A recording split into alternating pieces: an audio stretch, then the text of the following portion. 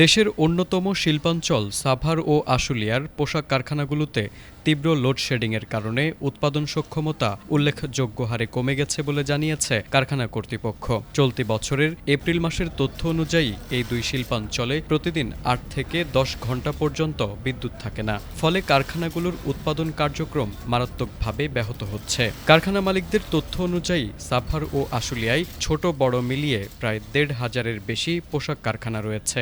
গত কয়েক মাসে বিদ্যুৎ সংকটের কারণে এসব কারখানার উৎপাদন কমে গেছে এবং উৎপাদন সক্ষমতা নেমে এসেছে প্রায় ২০ থেকে ৩০%। মানে লোডশেডিং অনেক প্রচুর পরিমাণে। আমরা যদি ১০ ঘন্টা ডিউটি করি ৮ ঘন্টায় কারেন্ট থাকে না। আমরা তো প্রতিনিয়ত পোশাক শিল্পের ওপর নির্ভরশীল, আমাদের পরিবার আমরা সবাই। এতে আমাদের পোশাক শিল্পের অনেক সমস্যা হচ্ছে, যার প্রভাব আমাদের উপরও পড়ছে। আমরা অসুস্থ হলে তো এমনি ডিউটি করতে পারবো না। লোডশেডিংয়ের কারণে সময়মতো পণ্য উৎপাদন ও শিপমেন্ট করতে না পেরে অনেক মালিক চরম বিপাকে পড়েছেন। বিদ্যুৎ সংকট সহ নানা সমস্যার কারণে ইতোমধ্যে বেশ কিছু কারখানা অনির্দিষ্টকালের জন্য বন্ধ ঘোষণা করা হয়েছে। ডিজেল ও গ্যাসের তীব্র সংকটে জেনারেটর ব্যবহার করেও কারখানা সচল রাখা কঠিন হয়ে পড়েছে। ফলে উৎপাদন খরচ বহুগুণ বেড়ে গেছে। নির্ধারিত সময়ে পণ্য সরবরাহ করতে না পারায় বায়াররা মুখ ফিরিয়ে নিচ্ছেন। এতে মালিকরা বড় ধরনের আর্থিক ক্ষতির সম্মুখীন হচ্ছেন। লোডশেডিং প্রচুর পরিমাণ, বাসাতেও যেরকম অফিসে 10 ঘন্টা ডিউটি চলে আমাদের ফ্যাক্টরিতে। 10 ঘন্টার ভিতরে কোনো দিন 10 ঘন্টার ভিতরে 8 ঘন্টা জেনারেটর চলে, কোনো দিন 9 ঘন্টাও জেনারেটর চলে। 1 ঘন্টা 2 ঘন্টা 10 ঘন্টার ভিতরে হাইস্ট 3 ঘন্টা 2 ঘন্টা এরকম কারেন্ট থাকে, আর বাদ বাকি জেনারেটর চলে। কাজের ক্ষতি হচ্ছে, কারেন্ট গেলে আবার মনে করেন পাওয়ার অফ থাকে, আবার জেনারেটর স্টার্ট করতে সময় লাগে। অনেক প্রোডাক্ট কাজেরও ক্ষতি হইতাছে, বাসায় সমস্যা হইতাছে, সব দিকেই সমস্যা। আশুলিয়ার কাঠগড়া এলাকার দুর্গাপুরে অবস্থিত ফ্যাশন.com লিমিটেড কারখানায় সরজমিনে দেখা গেছে ১০ ঘন্টা কারখানা চালুর মধ্যে প্রায় ৮ ঘন্টাই বিদ্যুৎ থাকে না। ফলে প্রতি মাসে ২৬ কর্মদিবসে ৬৫০ লিটার ডিজেল ১৫০ টাকা লিটার দরে কিনতে হচ্ছে। এতে মাসিক অতিরিক্ত খরচ প্রায় ২০ লাখ টাকায় দাঁড়িয়েছে। কারেন্ট আমরা যদি ৮ ঘন্টা ডিউটি করি, 10 ঘন্টা ডিউটি করি, তার ভিতরে ৬-৭ ঘন্টায় কারেন্ট থাকে না। এতে আমাদের কাজেরও অনেক ক্ষতি হয়, আমাদের বাসা বাড়িতে অনেক সমস্যা হয়। লোডশেডিং তো আমাদের এখনো কারেন্ট নাই। সকালবেলা কারেন্ট চলে গেছিলো, এখন পর্যন্ত আসে নাই। যদিও আসে সর্বোচ্চ 10 মিনিট 15 মিনিট থাকে, আবার চলে যাবে।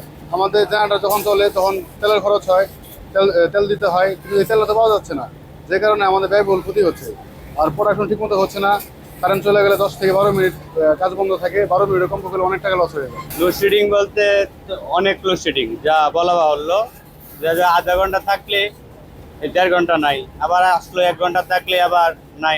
দিনের ভিতরে যদি 5 ঘন্টার ভিতরে 2 ঘন্টা থাকে, 3 ঘন্টা থাকে না।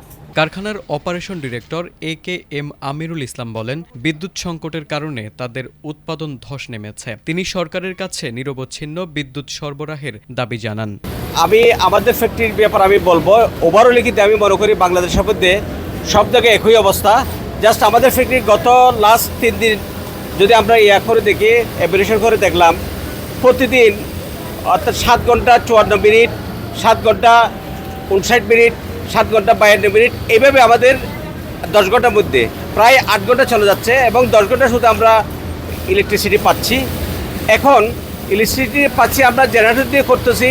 এখানে আরেকটি ইন্টারাপশন হচ্ছে, আমরা পর্যাপ্ত পরিমাণ সেভাবে আমরা ডিজেল এই ফুয়েলটা কিন্তু আমরা পাচ্ছি না। এই অনেক সময় আমরা দেখা গেছে এই ফুয়েলের কারণেও আবার ইলেকট্রিসিটি যাচ্ছে, আবার ফুয়েলের কারণে আমি জেনারেটর অপারেট করতে পারতেছি না। দেখো ওখানে 1 ঘন্টা 2 ঘন্টা এভাবে কিন্তু আমাদের একটা প্রোডাকশনের আমাদের ইন্টারাপশন হচ্ছে। এখন এই ইন্টারাপশনে এই অবস্থায় দেখতেছি আমাদের যে প্রোডাকশনের যে ক্যাপাসিটিটা, যে প্রোডাক্টিভিটি হওয়া দরকার, যে ক্যাপাসিটি হওয়া দরকার, সে আমার ফ্যাক্টরিতে আমরা ইউএসের আমরা কাজ করি, ব্র্যান্ডেড বাইরে কাজ করি। আমাদের এই ফ্যাক্টরিতে আমার প্রোডাক্টিভিটি হয় 16,060 যদি প্রোডাক্ট হয়, 16 থেকে 18,060 হয়। এখন আমাদের এই প্রোডাক্টিভিটি নেমে প্রতিদিন আমাদের প্রায় 2,000-3,000 করে প্রোডাক্টিভিটি কমে গেছে। এ বিষয়ে কারখানার ম্যানেজার সিরাজুল ইসলাম বলেন, পরিস্থিতি এতটাই নাজুক যে অনেক সময় দিনের অর্ধেক বা তারও বেশি সময় বিদ্যুৎ থাকে না। এর সঙ্গে জ্বালানি ও গ্যাস সংকট যুক্ত হয়ে উৎপাদন ব্যবস্থাকে ধসের মুখে ঠেলে দিয়েছে। আমাদের এই বৈদ্যুতিক যে সমস্যাটা, এই বৈদ্যুতিক সমস্যাটার কারণে আমাদের বায়ারের একটা নির্ধারিত ডেট থাকে, তাদের একটা কাট অফ ডেট থাকে।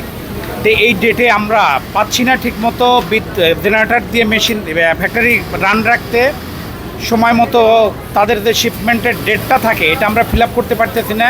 একদিকে যেমন আমরা ব্যক্তিগতভাবে ক্ষতি হচ্ছে, আমার ফ্যাক্টরির ক্ষতির ভিতর নিমজ্জিত, সর্বোপরি আমার দেশ অর্থনৈতিক যে প্রবৃদ্ধি বা ইনকাম সোর্সের মেইন হাতিয়ার এই গার্মেন্টস শিল্প বা পোশাক তৈরি কারখানা। এই ক্ষেত্রে আমাদের দেশ অনেকটাই ক্ষতির ভিতর নিমজ্জিত হচ্ছে। আগে যেমন আমাদের বায়ারের যে রিকোয়ারমেন্ট ছিল তার একদিন বা দুদিন পূর্বেই আমাদের সমস্ত কাজ কমপ্লিট করে বায়ারকে আমরা তাদের খুশি করতে পারতাম। বাট এখন আমাদের এই প্রেক্ষাপটে ঠিকমতো পাচ্ছি না বিদ্যুৎ, ঠিকমতো পাচ্ছি না ডিজেল। লাইনে দ্বারা দিনের পর দিন লাইনে দ্বারা দেখা যাচ্ছে আমাদের রিকোয়ারমেন্ট হচ্ছে 500 লিটার বা 700 লিটার, আমাদের সেই তুলনায় চাহিদার তুলনায় আমরা পাচ্ছি 200 লিটার বা 100 লিটার। এই ক্ষেত্রে আমাদের প্রোডাকশন বা তাদের যে একটা টাইম লাইন, এক্ষেত্রে আমাদের প্রচুর ব্যাঘাত ঘটতেছে। এ বিষয়ে মুঠোফোনে আশুলিয়া পল্লী বিদ্যুৎ জোনাল অফিসের ডিজিএম সোলাইমান আহমেদ এটিএন বাংলাকে জানান, নিরবচ্ছিন্ন বিদ্যুৎ সরবরাহে ঘাটতির কারণে বাসাবাড়ি ও পোশাক কারখানায় লোডশেডিং বেড়ে গেছে। তারেক আজিজ, এটিএন বাংলা।